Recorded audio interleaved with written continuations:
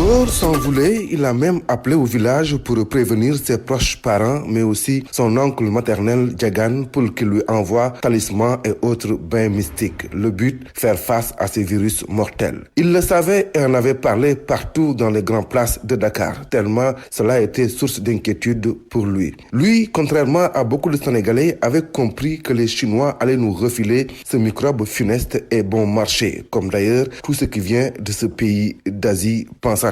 Mais après une semaine de brouhaha, suite à la découverte du patient zéro, Ngor se sent un peu rassuré, un peu apaisé, mais reste quand même sur ses gardes. Et souvent, il est même assez suspicieux. Il guette les moindres comportements et attitudes anormaux chez les gens. Son masque au nez, les mains toujours croisées, les lunettes bien vissées. Dans les Ndiagandiaï et autres bus Tata, Ngor ne parle pas et respire même à peine. La contagion, jure-t-il, ne passera pas par lui Cordegen. Mais ce soir, allongé sur son lit, Ngor jette de temps en temps un coup d'œil furtif vers sa dulcinée qui s'affaire langoureusement dans la chambre. Les ceintures de perles cliquettent au rythme de sa respiration. Les senteurs enivrantes que dégage sa djongama fait qu'il lâche un peu du lest de sa concentration de toute la journée. Il se mit à parler à Degen de cette jeune femme tuée à Thiès. Quelle est cette tendance des Sénégalais qui consiste aujourd'hui à poignarder une femme, se demanda-t-il.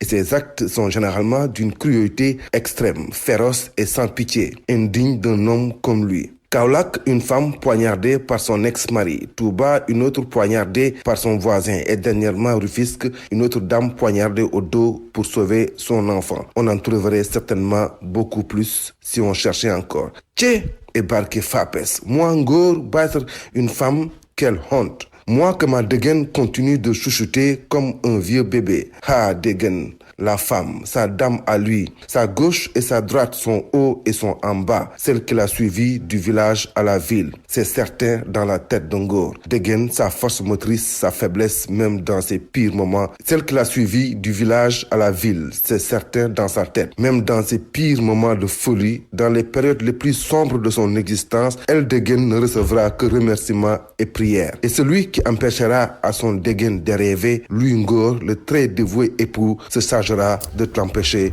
de dormir. Merci Adissa Prera.